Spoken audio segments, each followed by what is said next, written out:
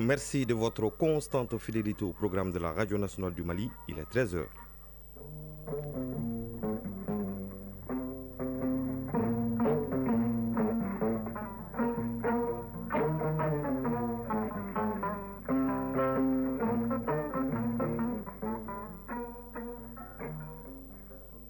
Le journal Bemba Sibi. Mesdames et messieurs, bonjour et bienvenue dans ce journal. Tout de suite, les titres. Désormais, les États de l'AES ont une politique culturelle commune, ceci après la signature hier d'un mémorandum d'entente dans ce sens dans la cité de Balanzan à Ségou. L'objectif est d'harmoniser les politiques pour faire de la culture un puissant levier de concrétisation des idéaux de la Confédération du Sahel. On en parle dès le début de ce journal. Face à la dégradation poussée des eaux, notamment celle du fleuve Niger et la récidive des pollueurs, les autorités réagissent. La sensibilisation a atteint ses limites et il faut maintenant sévir. C'est la conviction du ministre de l'Énergie et de l'Eau qui a effectué hier une visite de terrain. Vous l'entendrez dans ce journal. Pour l'essor rapide du sous-secteur du mobile money, l'UEMOA sensibilise des opérateurs économiques et des téléphones mobiles, les consommateurs et les spécialistes des questions de concurrence sur les règles communautaires de la concurrence et sur la fourniture de services de mobile money. Dans l'actualité internationale au Tchad, l'Assemblée nationale a désormais un nouveau président. Nous parlerons également de la visite du nouveau président syrien en Turquie et de la décision du chef de la Maison-Blanche de prendre possession de la bande de Gaza. En sport, nous allons parler de football avec la tenue de 2 matchs en retard de la 3e journée du championnat national de Ligue 1 et de la 5e journée du championnat féminin qui démarre aujourd'hui. Il sera également question du lancement de l'association malienne de Taekwondo Police. La synthèse de l'actualité sportive, c'est dans une vingtaine de minutes avec Aridou Matina. Voilà pour les titres. Une fois de plus, bonjour et bienvenue dans ce journal. Je vous le disais dans les titres, désormais les États de la Confédération du Sahel ont une politique culturelle commune. 4 ministres en charge de la culture et de l'artisanat de l'espace ont signé hier un mémorandum d'entente dans ce sens dans la cité de Balanzan à Ségou. L'objectif est d'harmoniser les politiques pour faire de la culture un puissant levier de concrétisation des idéaux de la Confédération. La signature s'est déroulée en marge du festival sur le Niger et de la semaine de la fraternité et de l'amitié de la Confédération AES.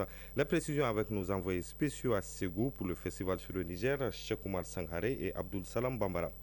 Le présent mémorandum vise à harmoniser les politiques culturelles dans l'espace AES et les États s'engagent à les respecter. Il porte globalement sur la valorisation des industries culturelles et créatives et du patrimoine, la protection des biens matériels, le financement public des initiatives culturelles et autres protections du patrimoine naturel. Mahmoud Dafé, ministre de l'Artisanat, de la Culture, de l'Industrie hôtelière et du Tourisme. Cette étape va être une étape cruciale dans la construction de notre État confédéral.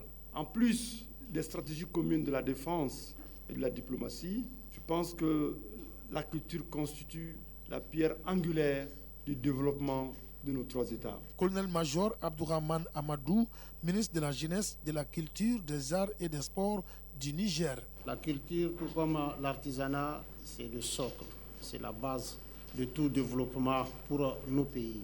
Et s'il y a quelque chose qui nous unit vraiment, c'est cette culture et cet artisanat. L'engagement des ministres est fort et le document signé à Ségou vient renforcer des liens déjà existants. Pendouende Gilbert Ouedraogo, ministre de la Communication, de la Culture, des Arts et du Tourisme du Burkina Faso. Les acteurs sont déjà en avance par rapport à un certain nombre de choses. Ils n'ont pas attendu que cette politique commune soit signée aujourd'hui pour commencer à travailler ensemble. Nous sommes venus à Ségou avec une forte délégation. Depuis plusieurs années déjà, avec le Mali, avec le Niger, il y a des événements sur lesquels ils travaillent de façon étroite.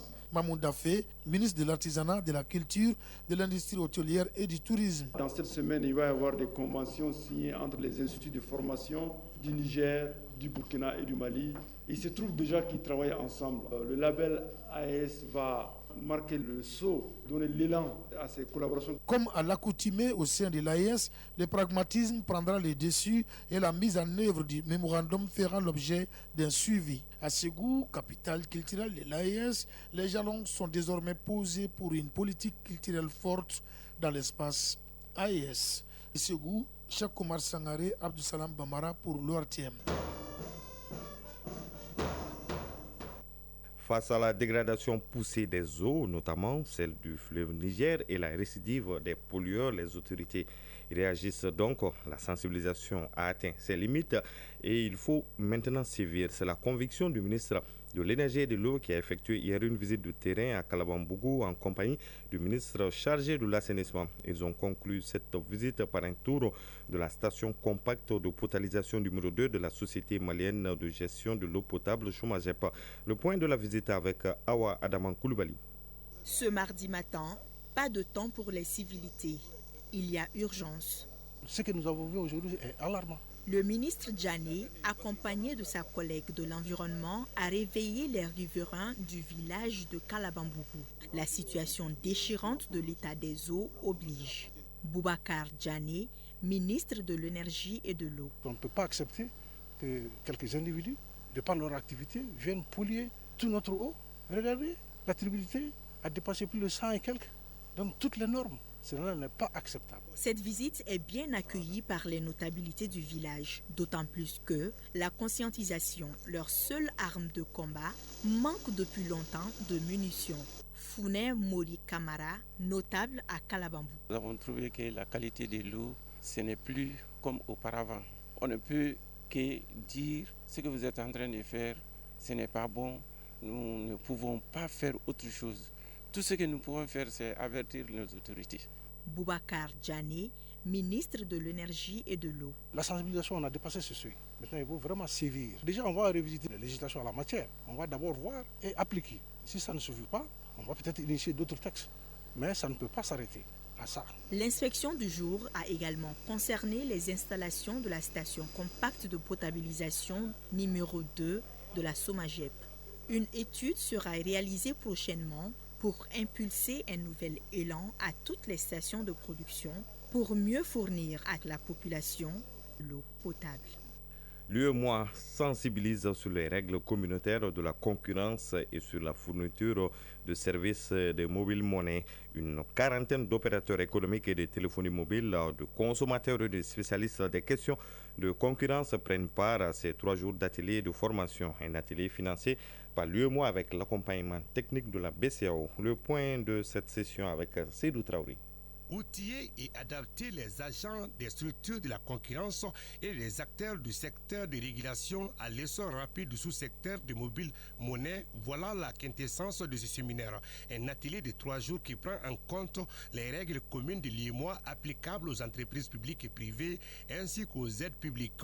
Adama Yoro Diakité, secrétaire général du ministère de l'Industrie et du Commerce. Ce séminaire qui dure 3 jours s'inscrit dans le cadre de la mise en œuvre de la directive numéro 2 2002 CM UEMOA du 23 mai 2002 relative à la coopération entre la Commission et les structures nationales de concurrence pour l'application des règles 88, 89 et 90 du traité. Elle vise à faire mieux comprendre aux participants les règles communautaires de la concurrence de l'UEMOA et celles du sous-secteur du mobile monnaie dans sa diversité, tout en les dotant d'instruments leur permettant d'identifier les défis et les réponses appropriées à apporter. Les experts des questions des mobiles monnaies de la BCAO vont animer 6 modules avec des thématiques sur les pratiques des entreprises, les attentes anticoncurrentielles, les abus de positions dominantes, les aides publiques et le cadre institutionnel et réglementaire des transferts d'argent par téléphonie mobile. Abdelkader Diarra, sous-directeur réglementaire concurrence et lutte contre les pratiques commerciales frauduleuses à la direction générale des commerces et concurrence. Tout le monde aujourd'hui a son numéro de compte et est tenté en tout cas de près ou de loin à profiter du service de mobile money. Il s'agit de ce qu'on appelle communément les transferts d'argent. Ça occupe un grand pan du financement de l'économie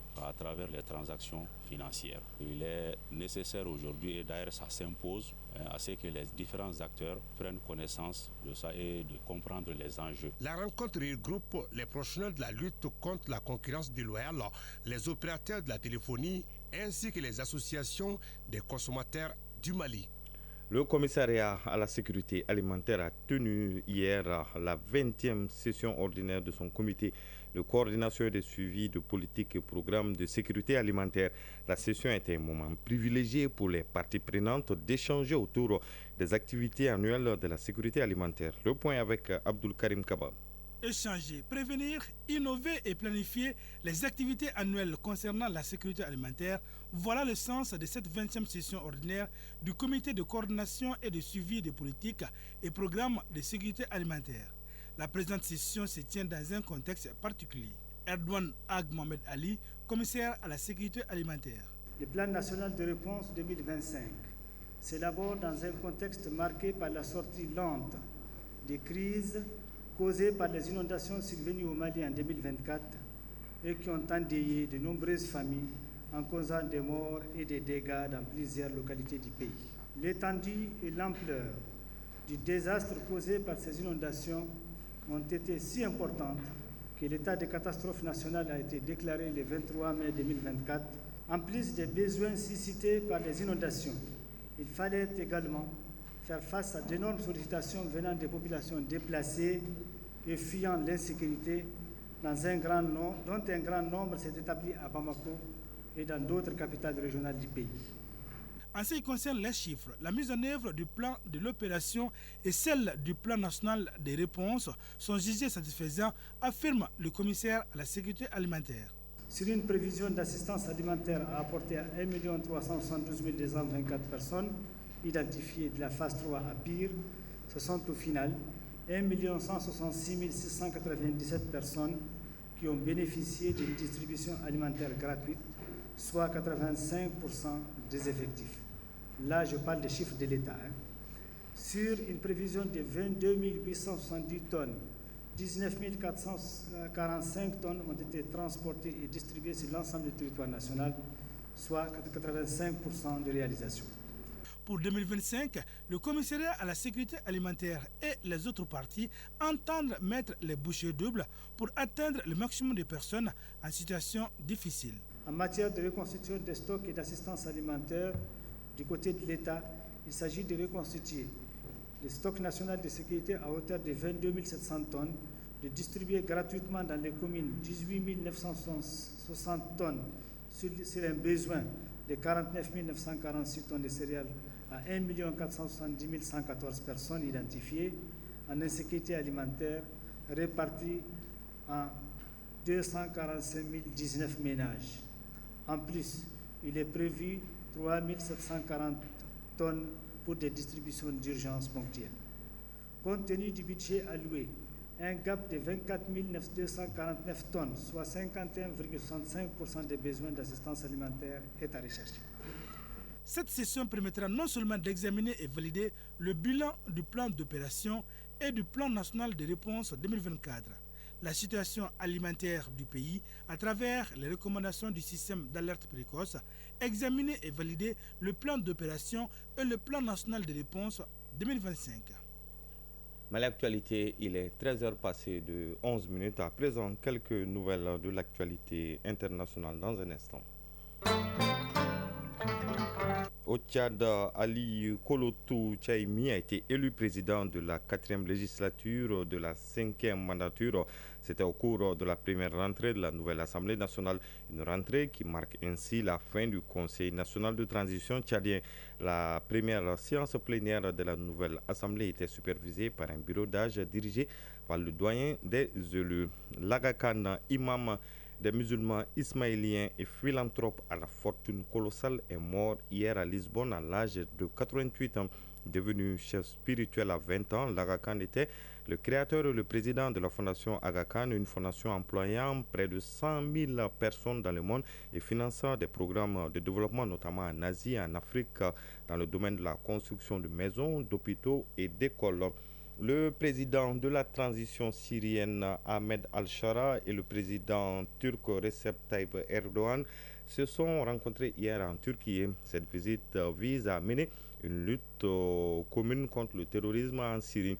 La rencontre a duré un peu plus de 3 heures, suivie d'une courte déclaration conjointe qui visait avant tout pour les deux dirigeants à afficher leur bonne entente. Le président turc a salué d'emblée une visite historique qu'il a décrite comme le commencement d'une période d'amitié constante et de coopération.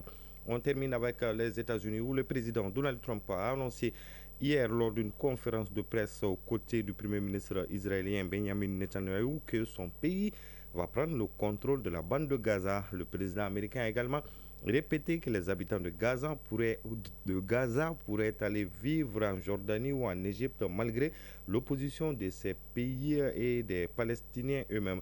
Donald Trump est convaincu de pouvoir les faire changer d'avis. Dans un instant, la page sport de ce journal juste après cette virgule.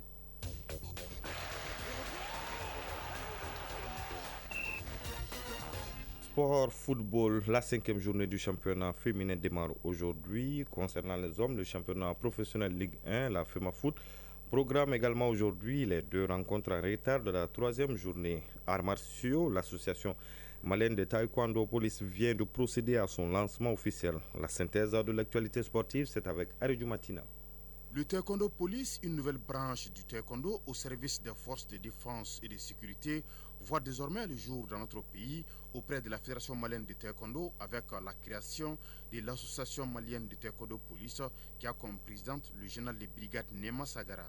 En intégrant officiellement le Taekwondo dans la formation et la pratique quotidienne de nos forces de police, nous donnons ainsi aux hommes et aux femmes en uniforme les moyens de se dépasser et de se préparer aux exigences de leur mission avec un esprit plus affûté et un corps plus résilient. Alun Badra Traoré, président de la Fédération malienne de Taekwondo. Étant fort du fait que les forces de défense et de sécurité sont d'ores et déjà ancrées dans les valeurs fondamentales du Taekwondo, à savoir la discipline, la persévérance, le self-control, un esprit indomptable, la courtoisie, le respect, l'intégrité, la Fédération reste confiante qu'elle cheminera sereinement auprès de la MTP. Plusieurs unités des forces de défense et de sécurité ont accueilli avec enthousiasme l'avènement de cette association malienne de Taekwondo Police. Football championnat national, la FEMAFoot poursuit l'harmonisation de son calendrier du championnat national Ligue 1 professionnel. C'est ainsi qu'au compte de la 3e journée en retard, le Djoliba Athletic Club affronte cet après-midi l'AS Bakarijan à 16h au stade Mamadou Konaté et juste après à 18h, Afrique Football Elite AFE jouera contre le stade malien de Bamako. L'US Bougouni change d'entraîneur. Ismaël Diané remplace désormais Birama Konaté pour insuffisance des résultats à la tête de l'équipe du Bani Monochi. Foot au féminin, le championnat national de première division est à l'honneur ce mercredi à la faveur de la 3e journée. Ainsi, 6 rencontres sont au programme. Au terrain du Real, l'AS Entente sera face aux Amazones de la commune 5. Les Super Lions joueront contre l'AS Real au terrain de Djilibougou. À Sikasso, AS Momo accueille l'AS Mandé. À San, Teria AC de la localité reçoit Santoro UFC. À Kaï, les Tigresses de Kaï affrontent l'USFAS. Et à Mopti, au stade Barema Bokoum, AS Soudoubaba croise l'AS Police. À 13h passées de 16 minutes, on prend fin ce journal qui vous a été présenté par Bemba Sibi avec la complicité technique de Alima Ouattara. La mise en ligne a été assurée par Badi Touré, une réalisation de Draman Sanoko sous la supervision d'Ousmane Dao. Tout de suite, Kani Keita sera là pour les avis et communiquer en français et en bambara. Prochain rendez-vous avec l'information, c'est à 19h30 avec Moïse Traoré. Passez d'excellents moments en compagnie des programmes de la Radio nationale du Mali.